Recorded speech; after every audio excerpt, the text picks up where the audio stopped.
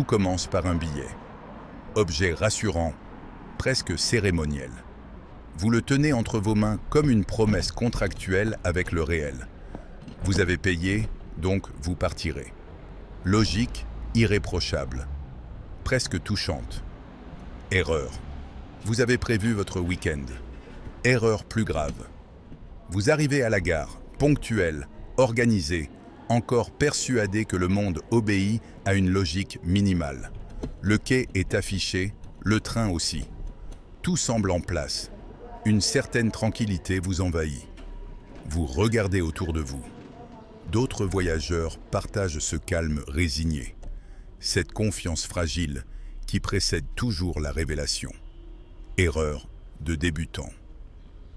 C'est alors que commence l'expérience. Sans drame, sans accident, sans événement perceptible, sans même une perturbation digne de ce nom, le train cesse d'exister. En raison d'un aléa d'exploitation. Non pas qu'il soit en retard. Non. Le retard supposerait une continuité, une promesse différée. Ici, il s'agit d'une disparition plus subtile. Le train est annulé. L'aléa, concept admirable, qui permet de tout dire sans rien expliquer. Un arbre, un agent qui ne sait pas chanter, une condition atmosphérique imprécise, un principe abstrait. Peu importe. La cause n'est pas faite pour être comprise. Elle est faite pour exister. Vous vous approchez d'un guichet fermé. Vous cherchez une personne. Il n'y en a pas. Vous cherchez un remboursement. On vous oriente vers un processus parfaitement vers une plateforme. La plateforme vous invite à créer un compte. Le compte nécessite une validation. La validation dépend d'un message. Le message n'arrive pas. Vous recommencez. À chaque étape, tout fonctionne parfaitement.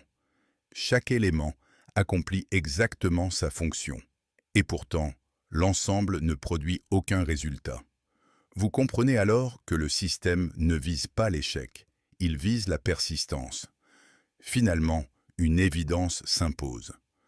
Peut-être que le train n'a jamais été destiné à partir. Peut-être que le billet n'est pas un droit, mais une suggestion.